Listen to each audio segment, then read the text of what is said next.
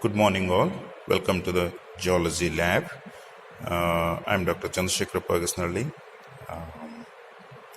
Assistant Professor, Civil Engineering Department, BMS Institute of Technology and Management, Bangalore. Today, I'm going to explain about the volcanic rocks. So here, there are three types of rocks: plutonic, igneous, and volcanic rocks. So now let's discuss with about the volcanic rocks, or how these volcanic rocks are formed. The volcanic rocks are formed from the volcanic eruption, and these rocks are formed above the earth surface. Okay, and here you can see this. This is a massive basalt in volcanic rocks, and this is called a vesicular basalt, and this is called a amygdaloid basalt. Here you can see this. All right, this is not holding properly. This is an amygdaloid basalt. The structures we call it as an amygdaloid textures, and this we call it as it is a vesicular textures. These vesicles are generally filled with the secondary minerals like a zeolite, quartz, and the valuable minerals are occupied that particular the veins or the holes, and this is completely the massive basalt. Okay, and here this is called a pumice. This is a pumice. It is occurs in the volcanic neck. So volcanic ash from the volcanic rocks, it occurs in the volcanic neck. This is very lightweight.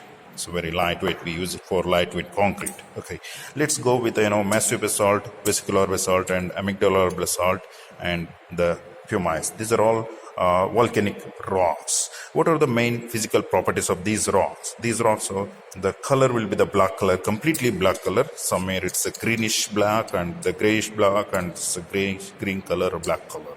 So, and this is completely the white color in the pumice. So generally the texture in the massive basalt, it's equigranular.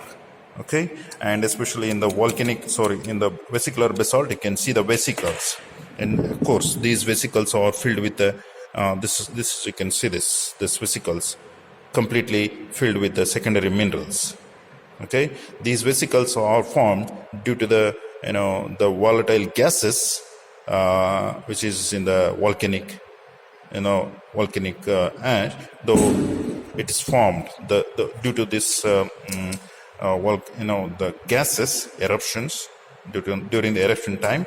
The gases were released from this particular holes, and it is kept as a what you call this holes, but later stage it occupied with the secondary minerals, maybe the zeolite, or it may be what you call them the quartz. And the grain sizes are completely fine grain sizes. This almost all the grain sizes are completely fine grain. And mineralogical composition, there will be a plagioclase, feldspar, agate, and especially in the pumice, it can see the volcanic ash. It is just like ash. You can see that this is volcanic ash, quartz plus feldspar plus volcanic ash. Okay, and this is a specific gravity, and of course it's a high because it contains many more the mineral plagioclase, agate, and all this the available minerals. So it's a very high the specific gravity, and mode of formation is the volcanic rocks, and it occurs in basalts. Generally occurs as columnar. Sometimes it's a massive, or it may be this, especially this pumice. It occurs in the volcanic neck, where there is erupting the volcanoes on the surface of the earth. That particular the volcanic neck, you can see this volcanic we call it as a volcanic ash. That's called it's a pumice. This volcanic rocks, and we use this basalt for the building stones. As a building stones we use it, and also for road metals. Okay, and generally this pumice we use it for lightweight concrete, because it contains the volcanic the ash, and also quartz and feldspars, and also it's having some bonding natures. So that's why we use it for this in the lightweight concrete. Okay, this is all about the volcanic rock. And here you can see the typical nature of this, and this is a completely solid. That's why we call it as a massive. There is no holes, there is no the fractures in it. That's why we call it as a massive one. And when it comes to the vesicular, and it contains the holes. Of course, it's very difficult because it's already occupied with the secondary minerals. This white, it's maybe the quartz or it may be the zeolite, some other secondary minerals occupied with this, the vesicles, the holes. Okay, and here the typical of this amygdaloid.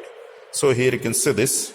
Here you can see this texture is called amygdaloid. That's why we call it as amygdaloid textures. And remaining properties almost all the same except color and the textures. Okay, this is all about the the volcanic rocks.